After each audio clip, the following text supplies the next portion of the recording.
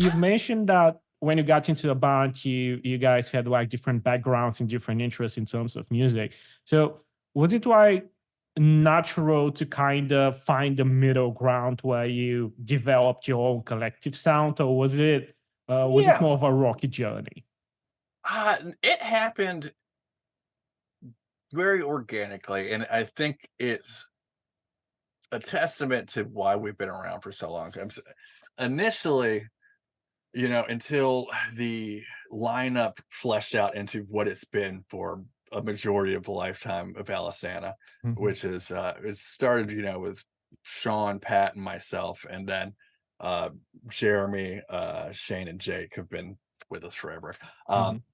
But when we very first started writing and we were exploring each other's sounds and everything, I think the different backgrounds helped us all stay in our own lanes. And I think that's the Yes. reality because I've said, like, dude, I went to college for product design. In high school, I was like the president of the art club. I have a visual arts background Mhm. and I accidentally figured out how to scream. And like that's how it is. I'm like, I've never claimed to be a musician. I've always said I'm a performer. I just happen to be able to scream. And so when I approach a song, I always say, like, the song tells me what the lyrics are supposed to be about. Like, Okay. I'm not gonna write a bunch of lyrics and force a song onto it. I wanna Mhm. hear the mood of the song, and then it forms just, like I said, visual art, so a Mhm. kind of a picture in my mind of like, "Okay, here's what's going on." Yeah. And then, with Sean and myself, like, we'll sit down and work on song structure for vocals, and it really is like, more like constructing like a think about like the framework of like a sonnet. We just want the template of like, okay, Yes. this is gonna go here. We're gonna be screaming here, singing here. Here's kind of the melody.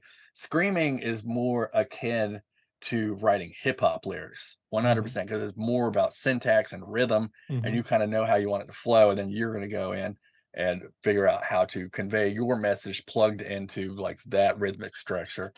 Mhm. And so it's like all we sort of map it out and then we work together and it's just so funny because we write lyrics together, which helps because especially when you've been doing it for a really long time, you're going to repeat something. Yeah. Number one, you're going to say the same thing more than once. And usually the other person will catch it. Like, yeah, dude, that's in another song. But the other is like, especially if you're working on a whole album, there's fatigue. And sometimes, the lyric isn't quite right and you're ready to phone it in because you're tired. And the other person's there to be like, that's not good enough. So, and sometimes, like, some of the best, uh, singing parts are actually lines I wrote, and some of the best screaming parts are stuff that Sean Oh, wrote, and, like, wow. it's just funny because it's like us living vicariously through the other ones, so was it good? But, yeah, so, to answer your question, and Pat, I cannot forget Pat. Pat, his fucking brain works on a completely different wavelength than the rest of us. Like musically, he's there doing like melodies and stuff, but he operates, especially like working with music and everything.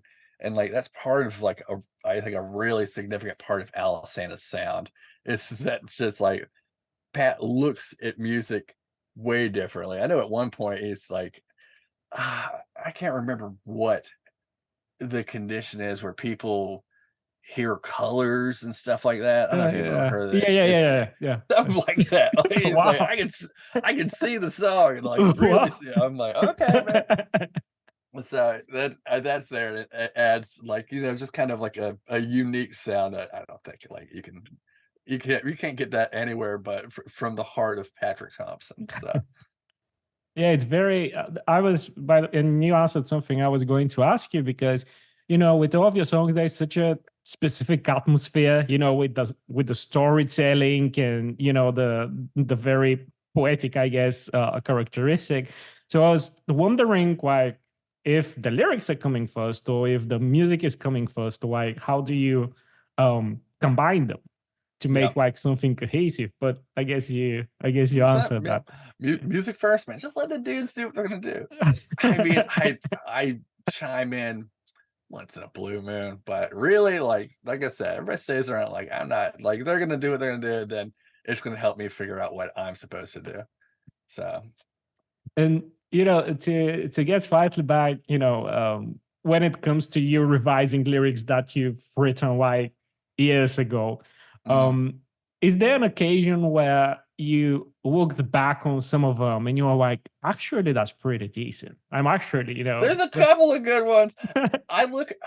I feel like there's a lot of parallels between being a musician and producing a body of work and having a bunch of tattoos, because you're gonna have some that suck, and it's important not to cover them up.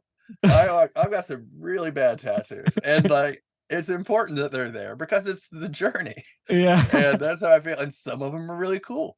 And some of them are like, are special to you, but other people think they're dumb. And yeah, that's like there's definitely some lyrics that stand out to me. And I'm like, man, that was a good one. There's one I'm very proud of. Mhm. It's from the song Paradox. It is on Confessions. Mhm. And so I was just trying to think of paradoxes. And so there's one, uh, the line is, castle now, but I'm your behind your queen as your king lays bleeding on the board. Mhm.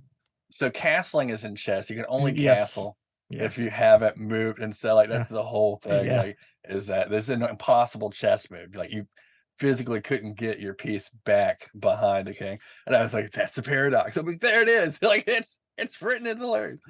And so it's just dumb stuff like that. So I sneak in all sorts of weird references to like art, like there's song. I'm gonna Fans are gonna get mad because I'm gonna mess this stuff up. It is On Frail Wings of Vanity and Wax, and this is one of the lines that Sean sings. Sacred and profane is our love and death. I think it's from The Third Temptation of Paris, the song that has no screaming. Yeah. And Sacred and Profane Love is like an old Renaissance painting that I just love. Yes. And it's like two women sitting on different sides of a well, and one looks like super slutty, and the other one looks very prim. And I like love that painting. And so we like slid the lyric in there. I was like, okay.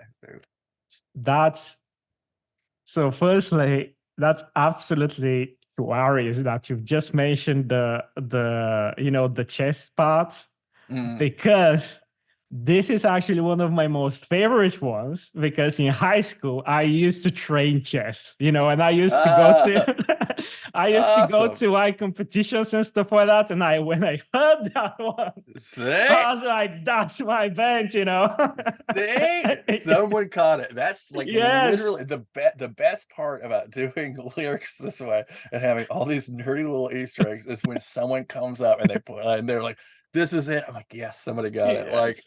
that's awesome. Yeah, See, that's we're a band for the nerds, for my people, okay?